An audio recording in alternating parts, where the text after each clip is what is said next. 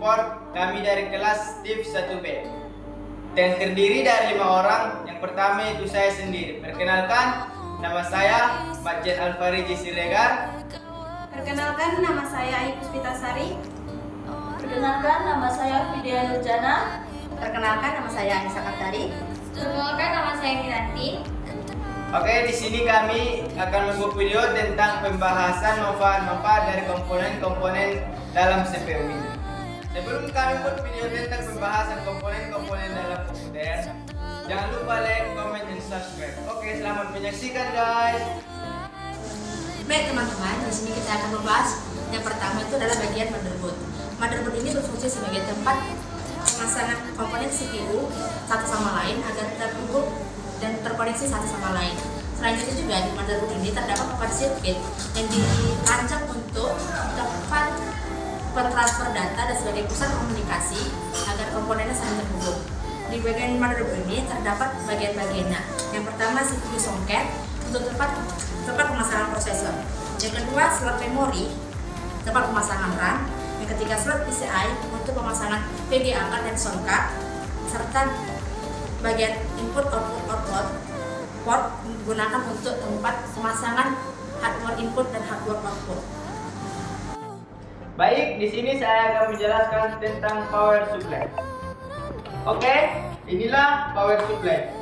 Power supply ini berfungsi sebagai pembagian daya atau sumber arus listrik kepada komponen-komponen CPU. Selain itu, power supply ini juga berfungsi merubah tegangan DC menjadi AC sebelum dialirkan ke komponen-komponen komputer setiap komponen komputer. Bagian-bagian power supply ini yaitu termasuk 24 pin yang ini, dan yang ini adalah 4 pin, dan satu lagi itu power SATA atau konektor SATA. Oke, selanjutnya kita akan membahas tentang prosesor. Prosesor ini manfaatnya untuk sebagai pusat data untuk memproses semua kegiatan yang ada di dalam komputer.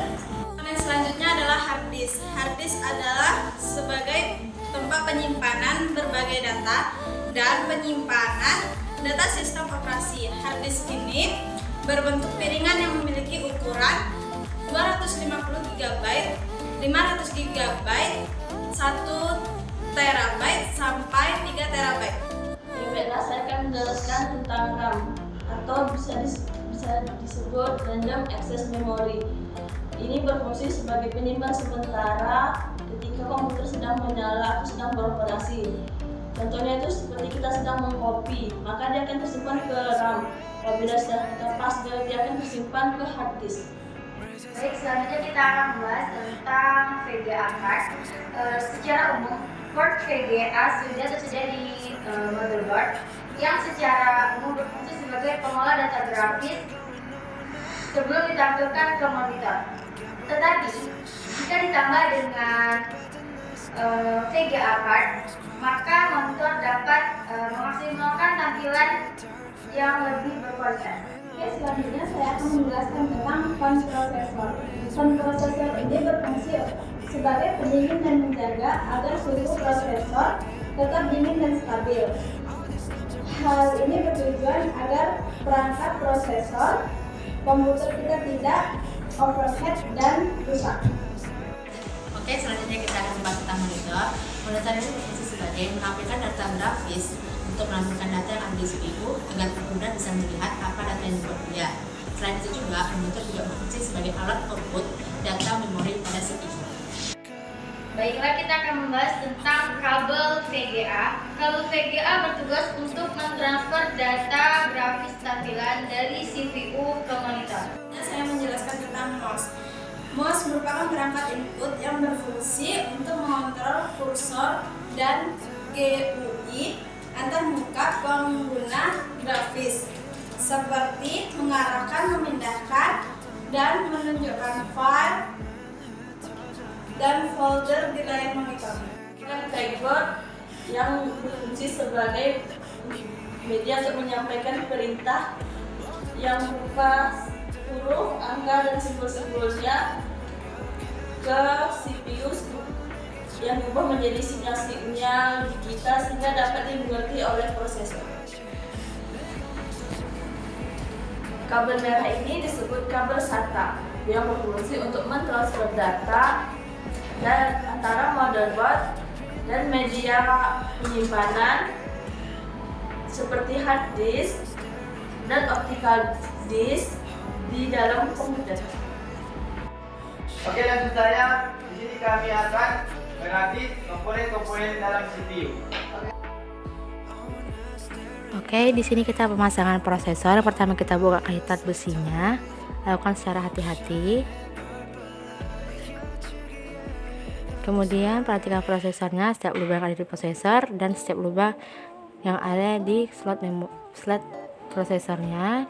Kemudian kita pasang dengan hati-hati, kaitkan lagi kembali besinya dan kaitkan lagi sampai hingga berbunyi tek sampai mengunci. Nah, selanjutnya kita akan memasang RAM.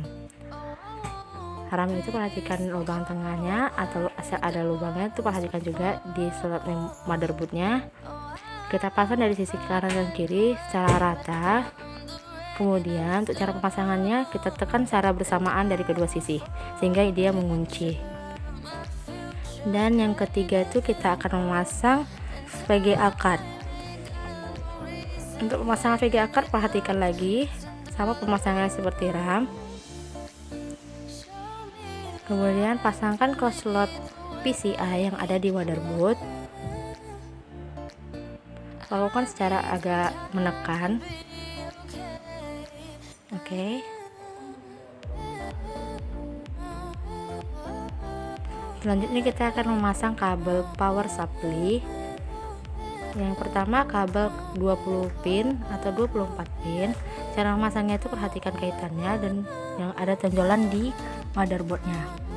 Dengan menekan kaitannya, lalu tekan dari sisi sebelah dan sebelahnya lagi. Kemudian kita pasang kabel 4 pin. Perhatikan juga pengaitnya.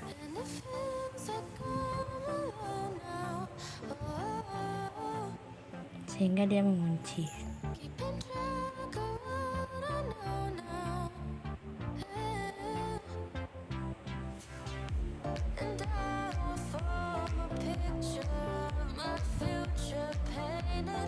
Kemudian untuk kabel powernya kita pemasangan untuk kabel SATA dulu. Di sini kabel SATA itu untuk membaca kabel, perhatikan juga portnya, sesuaikan dengan kabelnya. Setelah terpasang, kita pasang juga di port SATA yang ada di motherboard. Oke, nampak seperti ini sudah terpasang. Kemudian kita pasang lagi kembali kabel power data atau kabel power SATA ke hard disk.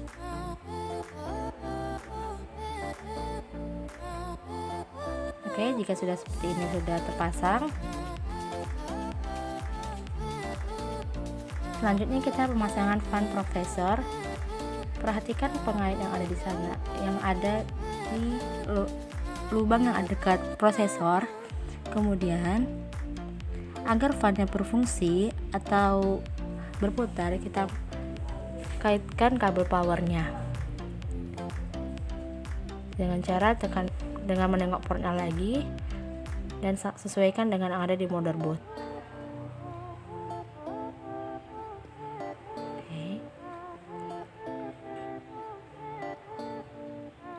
Oke, semua komponen sudah terpasang dengan baik. Jika sudah seperti ini, kemudian kita jangan lupa untuk memasang kabel hardware input output. Pertama kita pasang kabel VGA, perhatikan port yang ada di motherboard, kita pasang, kemudian kita kaitkan kabelnya dengan pengait yang ada di sebelahnya. Kemudian kita masukkan kabel power input keyboard. Perhatikan setiap sisi kabelnya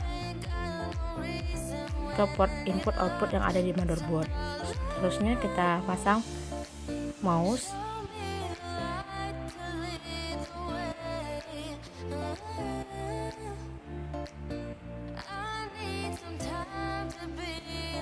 Oke, untuk pemasangan input outputnya sudah siap. Selanjutnya agar komputer bisa hidup, kita pasangkan kabel power pada komputer.